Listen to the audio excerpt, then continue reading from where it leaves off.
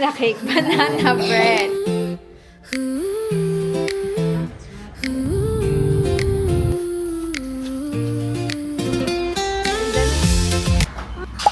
Hi everyone, we're making some banana cake, banana bread. So first, love, ang gagawin natin, demi-kulit ay... What just called me demi-colette? Ay, sorry. Demi-good. Demi-good! Yarn! So Mami, first, lalagay natin ang saging chiwa. Wait. We need to remove the bread.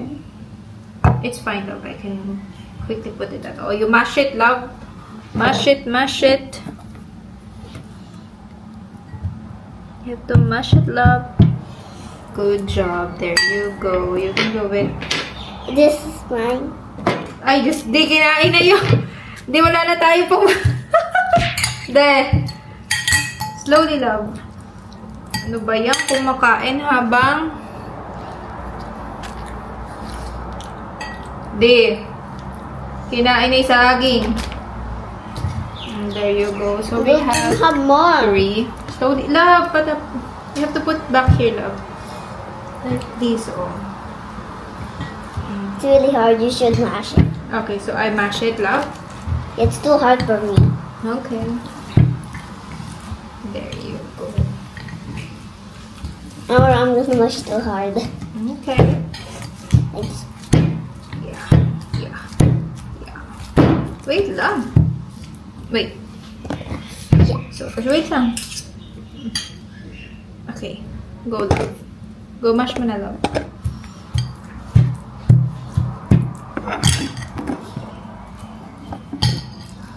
And then, after that, we'll put some egg. Lagyan mo na egg, love. I don't like it. Mami na? Yeah. Okay. There you go. 1. And smash. Yep. I also don't like because I don't like to do like this. Okay. It's fine. I'm gonna smash. Yeah. Okay. Like this. Yep. Like that. Yes, love. Tapos lalagyan natin ng vanilla extract. Slowly. Slowly, love. Where's Daddy? Lagyan natin siya ng vanilla extract. Konti. So, where are you gonna put it? Oh, this is so yummy, love. Amoy mo, love. Ah, yeah, it tastes like chocolate. Yes. We should put it to our Wait lang, love. Up. Because it's sticky. Yep. We don't like it will stick there. Yep. So this is what we're gonna use. Use this one, love. Okay. Wait lang. Slowly, ha, para So easy! slowly. Then after that, maglalagay na tayo ng baking powder. It tastes good. Huwag mo muna kainin! Tapos lalagyan natin ng so. How to do that? Okay, go. Magiging maalat na lang. Okay, go. Okay. That's enough. Okay. Okay, No, salty na. stop. It's Maalat so na yung... Go. Maalat na yung ano natin. Banana bread natin. So, lagyan natin ng baking powder. Wait! Don't taste it yet, love.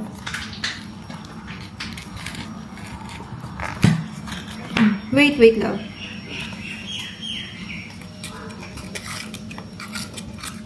Why you're putting baking powder? Mix mo, love. Go. Actually, Tapos, very good. After that, we're gonna put... smell good. Don't smell it, love. Nasa amin mo yun. This is hot tayo. Dahan-dahan, love. That's the butter. You have to be careful. Slowly. I don't like to taste it. Yeah, you You don't. will. I don't like to tap it to me. Yeah. Or I'm gonna. Go. Hold it, love. Now, slowly, we're gonna put the plain flour. Oh, this is. What's plain for? This I know is you not put harina, too love. much. Don't put too much. No. You just use a spoon. Yeah. 1, 2, and 3. I think 3 would be enough. Yeah. Let's see. Let's mix. Yeah, go. Then we put a little sugar. I'm not touching it. It's fine, love. Piniti konting sugar. Eh? So sour and a bit hot. Because there's a butter, love. Can mommy mix it, love? Mama, it tastes so good. Oh no. No, love, not yet. It's not yet cooked.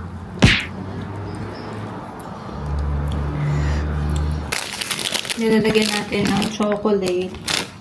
Oh, yeah. Pecan. And so yummy, love. This is a dark chocolate. Para yummy. Okay? It tastes so salty and bitter. Want to try? Me too. We'll try it. Ang sarap.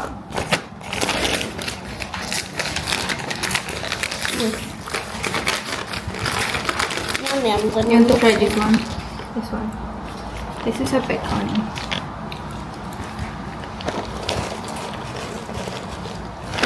Yummy. Mix it, love. Go mix it.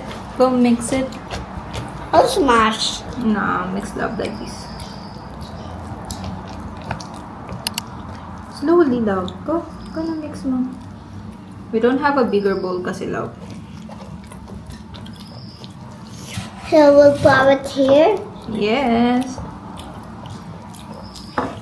I'll go mix it. I'm fixing it. Wait, love.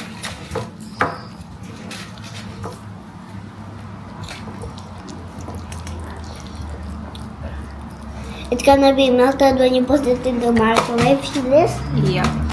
Sa ano natin siya, love, iluluto? Sa air fryer. And make it a banana bread. Yep. Lipat na natin siya dito, love. Hold it, ma'am. Ooh. Yum. This is our first time making banana bread. That's awesome. Yeah. May galigay mo na yung peanut natin, love. Go. Peanut tuloy yung pecan.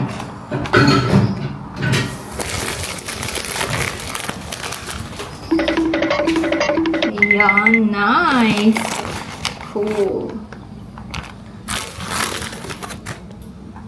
Dahan-dahan, love. Ang gitna mo, love, para... It's my first time. Pew, pew, pew! Like that. Pew, pew, pew! Pew, pew, pew! Ooh. Oh.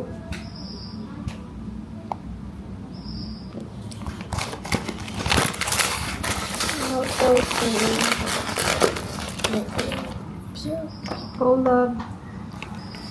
Go, Demi. Go, Demi.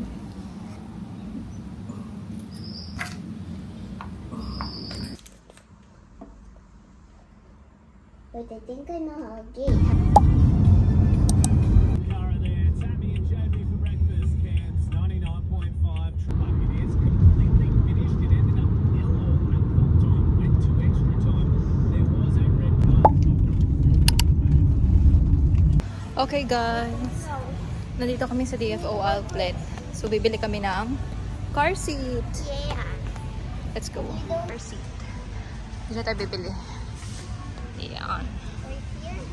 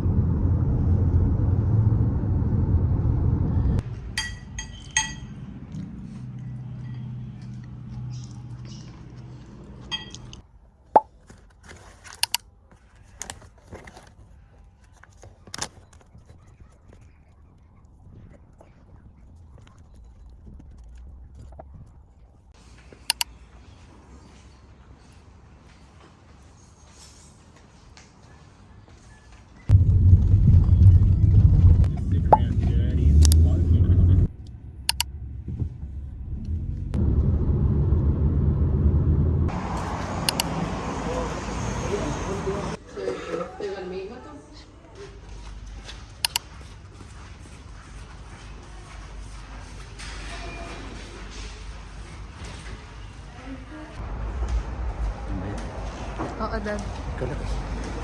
Demi? Demi, come on. Demi? Wow!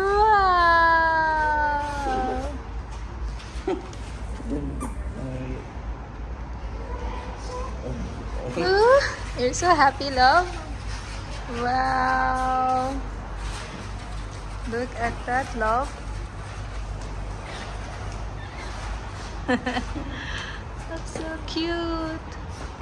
So you can rotate the wheels when you come in for service. You can.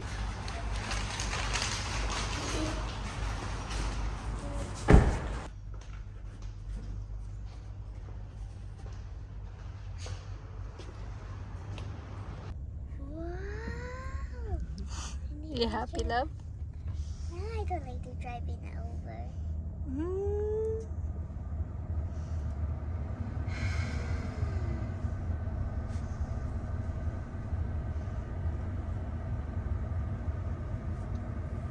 It's supposed to be here.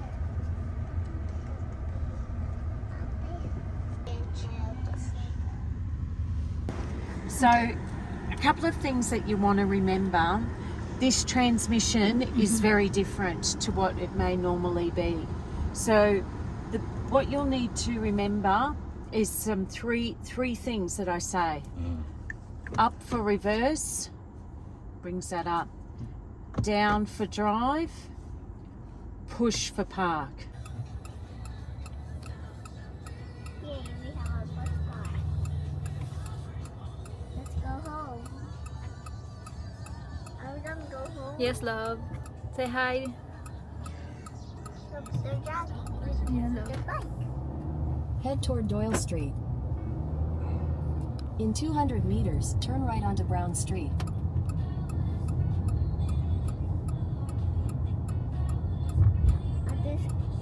Our car looks nice. Okay, hi everyone! So, nakauwi na nga tayo guys. At nakita nyo naman sa vlog natin for today. Today is May 23. Yes guys, at nakuha na natin ang ating sasakyan. So yes guys, meron na tayong sasakyan dito sa Australia. So by the way guys, dalawa yung susi. So isa yung spare. Tapos isa yung syempre gagamitin natin. So ito yun guys. So syempre Mitsubishi pa rin tayo. Tapos lalagay natin siya dito sa ating keychain. So ito yung niregalo kong keychain before kay dad. So hindi niya nagamit. Kaya ngayon natin siya gagamitin. Okay guys, ay nakabit na natin. So ito yung ating susi. So guys, ayun na guys. Yung susi natin. So by the way guys, yung palang tagal na naging proseso ng sasakyan ay siguro inabot siya ng 2 weeks.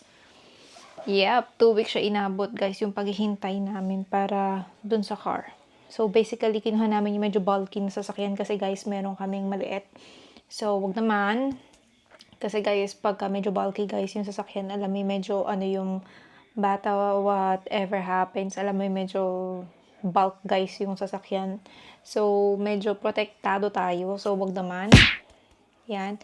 So, yun ang kinuha namin sasakyan, which is the Mitsubishi Outlander 2026 petrol model. That's 5-seater guys. Alam niyo hindi na namin kinuha yung 7-seater. Girl, 3 lang kami dito.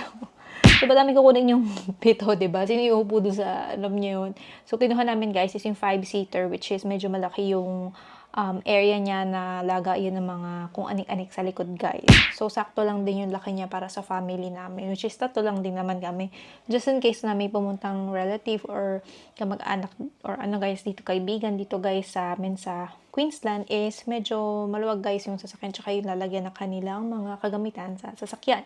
Tsaka yun nga guys, pinili na yung medyo malaki yung niya medyo bulky siya para yung safety safe.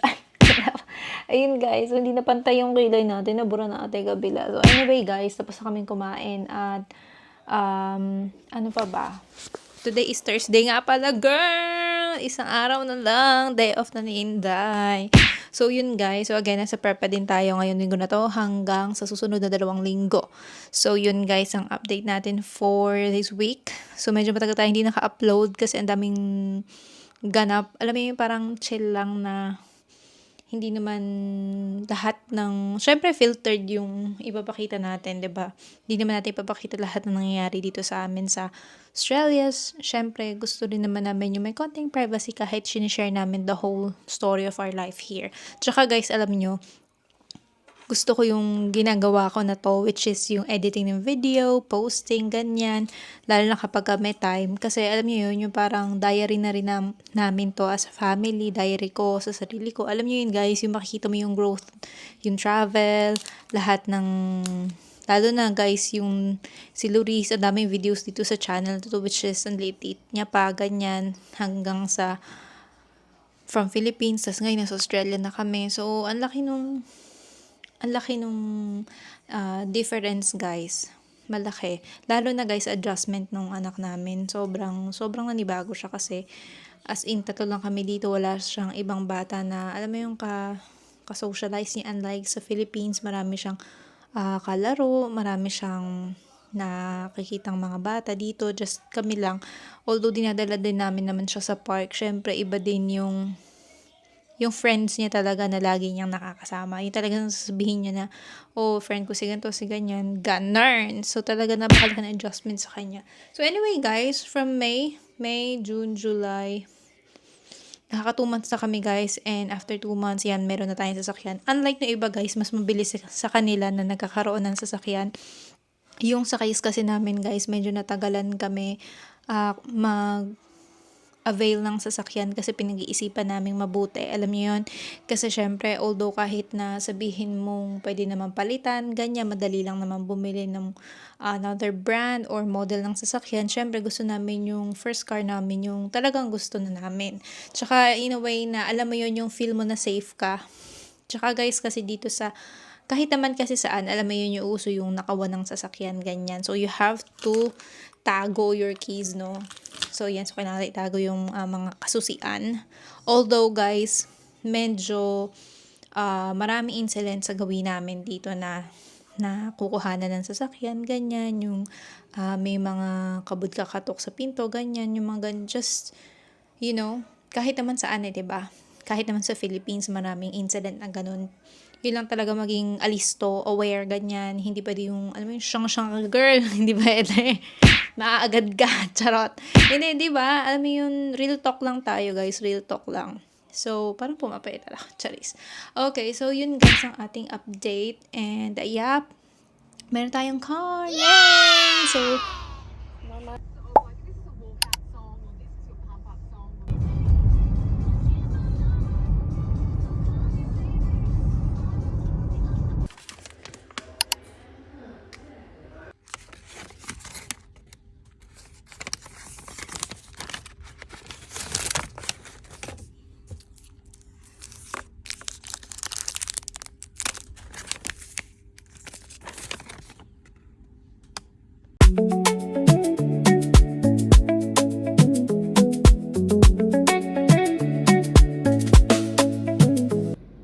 okay, hi everyone. So, today is Friday. So, mahaba na hair natin, guys. And, magkukulay tayo. I'll be using this Brilliance. So, itatry muna natin for, ano tawag doon? If hiyang. Ano tawag for allergy kinembers sa skin. So, ito lang gamitin natin kasi ito lang naman yung may color sa akin, yung routing. Tapos, lalagyan ko lang konti para pumantay. So, hopefully, magpantay siya, guys. But anyway, yep, this is the situation of our hair. And, yeah, nakapony kasi ako kanina. So, let's see. Bahala na si Batman. So, basta itong roots na ilalagyan natin. Tapos, ibababa lang natin siya ng konti. And, we're gonna mix this one. By the way, guys, dapat magpapagupit ako kay Daddy. Ikakat niya na yung hair ko mga hanggang dito. Kaso, guys, kasi hinihintay ko yung book week. So, meron akong peg na gagayahin sa book week. Kaya, hindi ko muna siya papakat ng sobrang igsi. Okay, so let's see. I-make-us lang natin to. By the way, guys, ang laman nito, kasi nakasale ko, guys. And then, yung color niya, nakasale to, guys, sa Woolworths. So, ang color niya ay Frosty Brown, level 3 permanent. Ayan. So, Friday ngayon, magdungis man tayo ng konti. May time pa tayong burahin. At, dapat lang. So, ito yung kasama niya, guys. Ito yung laman ng box. So, meron siyang, anong tawag dito? Color cream. Tapos, ito yung developer. May mix lang to.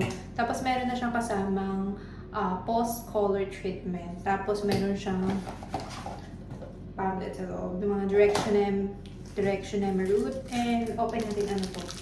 Ano to, gloves? Hindi ko alam. I think gloves siya. Oh, bongga. So, may gloves tayo. Ayan!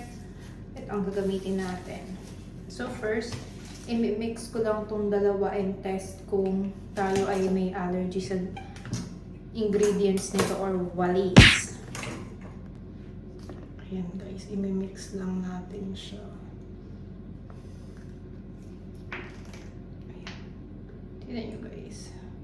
Kita nyo ba? Ayan. Yarn siya.